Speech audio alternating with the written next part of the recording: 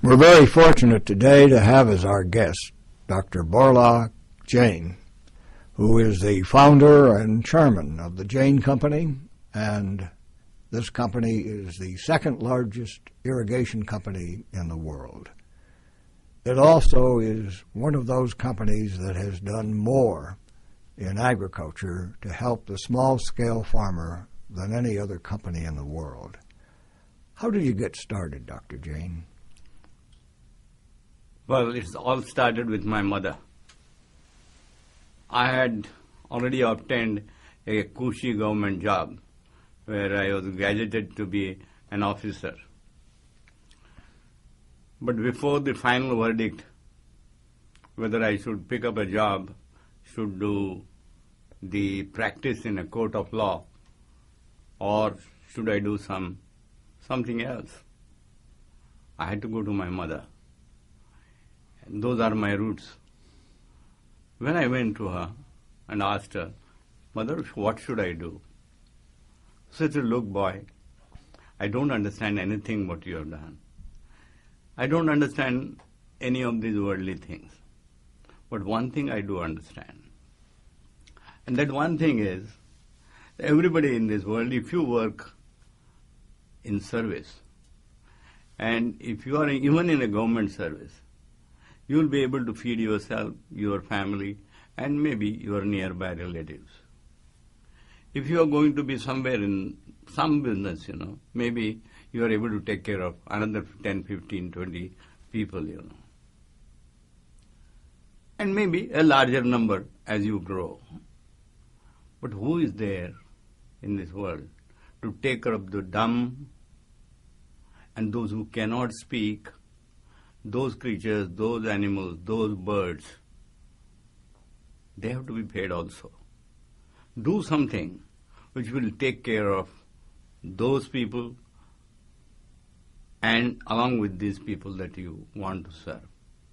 So it is the prime motive that I must do something which will take care of these animals and these birds that prompted me to be in search of a profession which can be a profession of the future. And there could be nothing else except agriculture which fitted the shoe. And that is the way was my inspiration. She inspired me to win this business.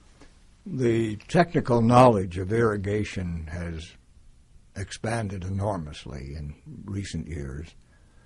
How do you stay on top of that technology, and how do you constantly improve it? Look, first of all, it's really not a matter of improving the technology that is available in the world. The technology that is available in the world is for 1,000 acres of farm, 5,000 acre of farm, and large farms. So we have to adapt, if not evolve, our own technology for a smallholder. A smallholder of 1 acre or 1.5 acre, at best 2.5 acres. So we had to begin to think, how do we fit this shoe? How do we fit this technology? So we had to go step by step. First, we would only give him as much technology as he can absorb, as much technology as we can serve. So we had to play a role of not only a manufacturer of good quality material, but also a person who could install it, a person who could prove the claims that he is making for his product, a person who could arrange finance for him, and a person who could also give him, in addition to irrigation, knowledge about other techniques which alone can take this productivity up. So the question was, for us, the technology was simple. The technology was integration of these services along with the product. And that is the base technology with which we have worked.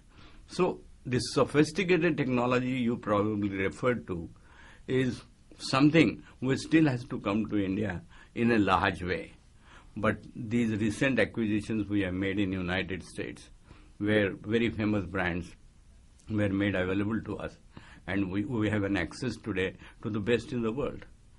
Then we also were in search of some equipment manufacturer who on the top of the line, cutting edge technology. And that cutting edge technology we could locate in Switzerland. In Switzerland, we have a manufacturer who produces for us the best machine ever made, highest speed that is ever achieved in irrigation industry. That company also we acquired, with the result that the technology which we had already developed in India for our own farmers, we could now adapt very easily with all sophistication back home. And this is the way we started working. This is the way we continue to work. Because even if I have to have a computerized farm, the computer must be just enough for 1 acre or 2 acres or 2.5 acres. Or if I can use GPS, if I can use information technology, if I can use any of those sophisticated tools of modern technology, I believe if it can be done for 1,000 acres with benefit, if I can reduce the cost of manufacture and manufacture it locally and adapt it to the local conditions, I can make it inexpensive. And if I can make it inexpensive, I can make it affordable by him. So that is another technology. The third technology that I had to work with was this public sector or the government policy, public policy. Unless the government supports this kind of capital formation in agriculture through the farmers, the capital cost of the equipment does not suit him. Even if he is to mortgage his entire farm, it will not be sufficient to purchase an irrigation system. So the government had to step in. Now the government would not understand all this, what we are talking, because in those days when I started in 1987, they used to ask me, we are not importing any water, so why should there be any water-saving technology that we should get? But to that my answer was, sir, you may not be importing water today, but soon there would be a time when you would have no water to drink. So let's start today so that we can reach some level, by the time the world has advanced so much. And the government of India was kind enough, to understand this proposition and put me on to face all their technical people and all of their policy makers. And they together in their collective wisdom decided that yes, this is one technology that we should promote. And they helped me to get the first technical fee, which was as much as $30,000. And that was paid to a US company, which was originally in Australia, James Hardy. That's the way we got into the technology. That is the way we developed, adapted that technology. And I think we are the only company for that reason to do that. Because everyone else was working on large farms, big farms. And we were the only one who were working for small farms. So that is what makes a challenge for me. Affordability, suitability of such large systems, of such sophisticated systems, to be handed over to a person who does not know how to write or read. And if I have to work with him, then I must have that committed staff, to do that job. And I believe, with God's grace, we have succeeded in having that kind of, those kind of torch bearers, who will take the message right to the right man. I still remember a small story where the first farmer whom I wanted to sell the irrigation system put in a small condition, I will buy your system, provided you come to my farm for a meal. So he would offer me a lunch, and he would take my system only if I go for lunch. So that kind of empathy had to be created. Just by going there, he felt that yes, the system may be worth it. And he took the first system. That's the way we began. And he trusted you. He trusted me. In terms of the financial resources for that farmer to pay for the system, did they have agricultural banks to help them, or what? There were agricultural banks, but most of these banks were defunct. and they really didn't have the resources. And the government of India, the central federal government, stepped in and said they will provide 50% of the money to the farmer. Not to me, but to the farmer. And when farmers started getting the kind of subsidy for 50%, 60%, and in some cases where the farmers were very, very poor, below the poverty line, even 80% of the total capital cost was provided by the government, the central federal government. And that also helped in propagating this idea and this new concept. It's not only the money. Even if you want to give something at 20%, the question is, he must be able to have some faith in the technology, or else what is he going to do with it? So it was not merely money. Money part or the subsidy part or the grant part from the government to the farmers came in later. The first was an effort to popularize the technology. How do you go about it? Why do you need it? And all that. So it was very, very fundamental, rudimentary, kind of elementary, rudimentary education, that we had to engage ourselves. So it's more of an extension work rather than marketing work. So first is extension, then is marketing, then is research, and then is manufacturing, and then is adaptation, of that manufacturing to put the whole thing into one. That is what I'm calling integration of this. And how did you pick which crops to help them, or did the farmer pick the crop? Well, you see, the obvious crop for a drip irrigation system is horticulture, orchards, because they are spaced at, let's say, 2 meters, 3 meters, 4 meters, 5 meters. So you use less of plastics, less of those emitters, to get the water out. So the cost becomes affordable. But as the time passed, we kept on adding these products. And it went right up to tea, coffee. Now, in a very, very big way, we have groundnut, we have cotton. And to add to the list, and it should surprise you too, that we have now taken up for last 2 years experiments on rice. Rice to be grown with the help of drip irrigation. And the results are phenomenal. I am saving over 50% of water, and I am increasing the yield. I am able to see the increase in the yield of about 15 to 20%. Now, the international experiments are going on with the international institutes, other research institutes, our own R&D farms. Everything is going on. Once the technology is matured, it would be made available to everyone. But even a crop like rice or wheat is being drip irrigated today. So now there is hardly a crop which we have not touched. So if you want me to give a list, it would be a big list. Are you worried about the shortage of water that seems to be the concern of most people around the world? Look, obviously, 70 to 75% of the water is used by agriculture. So if anyone is concerned with water security, then he must work in agriculture. Because that is where a saving of 5% can release, can release probably 100% of the needs of domestic people or the industries.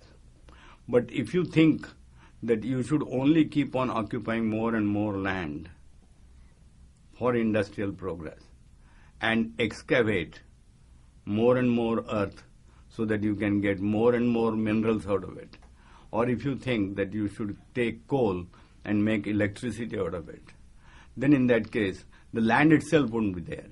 If the land is not there, water cannot come there. It is through the land, that everything happens. So the question is very simple. Those who are concerned with water, they have to attend to agriculture first, because that is the greatest consumer of water. Any saving there is an enormous saving. Those who are concerned with water must also attend to the land, that is to the environment. So if you really see, the whole thing is a circle.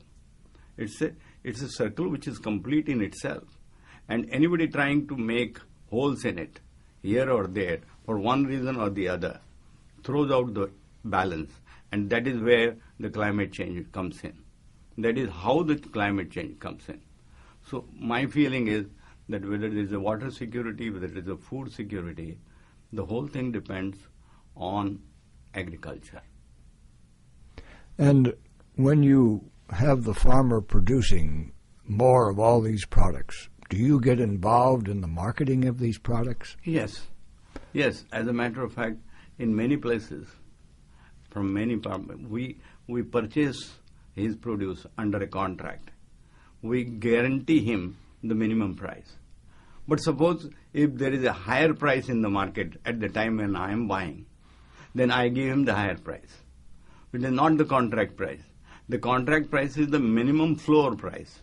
And if there is a market price which is higher, I pay him higher. So the question is, if there is a burden that is to fall, it must fall on the shoulders which are broad enough to bear. And the farmer cannot bear that. If I take him to court that you have signed a contract with me for the minimum price, give me the product, he is unlikely to do that. And even if he is likely to do that, it would be unfair, unjust on my part to do so. So if I have resources, and if I can mobilize resources, it is for me to absorb such shocks, if they ever come, the market fluctuations. So I provide a kind of a buffer to him. So I not only buy and process his produce, I also provide this kind of market stabilization effort, in his favor. And at the end of the day, as you produce higher quality products because of your drip irrigation, where do these products go, and do you have a marketing arm that is constantly improving those relationships with the rest of the food chain? See, we are in a limited way also into this business of selling fresh and reaching it right to the stores. There is no problem about it. But the effort is so large and enormous that one person can't do that, because these are small farmers, and 1,000 of them to be organized is a huge organizational effort. 1,000 of them to made to think the same way is an enormous effort. So the question is, these efforts, I will call them very, very small efforts, that are going in that direction. But if I can produce, I can process his produce in my factory, the one thing I can promise him is that his market will not go so below that he will be out of pocket. So at least that side is ensured for him. The next one, whether I can add value to his produce by selling it right to the store or selling it or sending it abroad for exports, then it's a different subject altogether, which also we do take. But it's a small part of our business today, because we really cannot have or amass those kinds of resources to reach these, to create that cold chain right from the farm down to the store. But we have a plan in place where we would be able to do this. And through various acquisitions that we are making across the world, I think that will facilitate the process. Do you think that the farmers will end up in cooperatives or things like that to organize them, or not?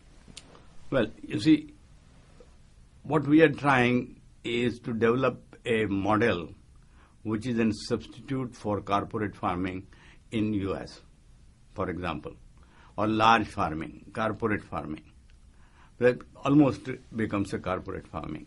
Here there are many corporations which have thousands of acres of land and they produce. The same way, the farmers also are large farmers here. But what we are trying to do is, we are letting them own the land. We don't want to buy their land. We do not want to even rent their land. We want them to feel that this land belongs to them. We want to give them all the agricultural inputs that are required, whether they are technical, whether they are pertaining to irrigation, fertigation, or to anything else, service, or to engineering support that he needs. Everything we are willing to provide for him to improve his productivity. But the question that if you ask me, whether we can reach everyone in this process, no. in the entire life from 1987 till today, we have reached about 2 million to 2.5 million farmers. And there are 100 million farmers right in India. So if you talk globally of the whole world, there is such an enormous scope for doing this and for increasing the productivity. And since they produce a better quality fruit, they automatically get a better price even in the market, whether the prices are low or high. But their produce is sold at a higher price as compared to the neighbor's produce, which is not with these technological inputs. So the technological inputs are helping him realize a better price. If we were to look at this company 10, 20 years from now, what will it look like? Well, this company certainly would be the single largest irrigation company in the world. And I would imagine that it should also be the single largest agricultural company. It's not only the irrigation company. Agricultural company is one which provides inputs, purchases the output, processes the output, adds value, and gives a part of that value back to the same farmer or to the society. So if you want to complete the value chain, agricultural value chain, then in that case we have to perform all of these roles into one. And that's what exactly that's what exactly our feelings are. That's what exactly our planning is. That's what exactly is our urge to do things. And I believe we will achieve our objective. It's not difficult. There are different people doing different things. For example, seed, a better planting material, improved planting material is the source. I mean, you can't be doing more than your potential. And if the potential itself is small, then you are restricted to be small. You may be great, but you are still small. So the question is, if you want to be great and want to have great productivity, then you need to improve the potential of the seed, planting material. So planting material itself is such a huge job. We have made a beginning. We have a biotechnology division where we are conducting basic research, and we are modifying, not really GMO, I am not talking of GMO, but there is transgenic, whereby we can improve certain aspects of the product, and like the harvesting time. Instead of harvesting in 11 months, banana for example, if we can reduce it just by 1 month and make it 10 months, then we avoid the entire temperature and the high temperatures where the water saving can be enormous. So the question is, with these technological tools, it is possible for you to achieve all this. This is too vast an area for one person or one company to look into. And every different company is looking into all this. Not that they are not. But they just can't go beyond it. We have gone 5 steps beyond that. And fortunately, we're very happy. We feel very satisfied in what we have done. Not because we have made millions, but because we have been able to really achieve our purpose, the stated purpose for which the mission of the corporation, as you know, is to leave this world better than we found it. So when we were born, if the world was X, we want to take X plus Y into infinity. Well, that's what the idea is. You certainly are to be congratulated for doing that. How do you relate to the global retailing area and the global food service area?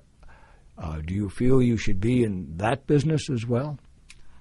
Well, you see, since the globe is becoming a village, and villages have to be also have to start thinking globally.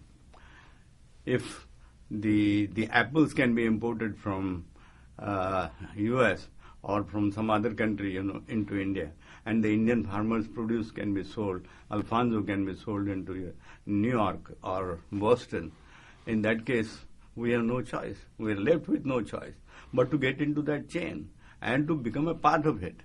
Now, whether you are able to do it yourself as an organic product, as an altogether a new greenfield project, or whether you do through acquisition or through partnerships or through collaboration is up to us, and at the time can decide. But we certainly wish that we will be a part of that. And in order to do all of this, how do you develop your people? How do you train them? How do you instill the philosophy that you have? Well, that's a very really a very difficult question. But one aspect I must highlight on this, that these people are not available. Such committed people who have faith in their job, and it is not only a job that they do, but they have a purpose for which they are living. And if that is the purpose for which they are living, I can instill this spirit in them only by becoming a role model. If I walk the talk, then he buys the talk, or else he simply does not. So it is the creation of that kind of trust in the minds of the people that you are not hungry and after money, and if money does come, it will be shared with them. And not only that, but that you are born for a higher purpose, that is to serve a farmer who is otherwise unprivileged. Itself is a very enlightened concept, and I think it appeals to your conscience, to anybody's conscience, and everybody wants to work for it. At least I have not found it difficult at all to make such people. I don't think you get them, but you make them. What about a stakeholder like a shareholder? Do you have them have that sort of same feeling, or what? Well, the stakeholder is essentially an equity holder, a person who provides you with finance, and a person who takes almost an unlimited risk by putting into your equity that kind of money. So all my respect for him. And a part of whatever the corporation is belongs to him. He is the co-owner. If he is the co-owner, then the owner must also be rewarded. So a reasonable return on his investment has to be guaranteed to him.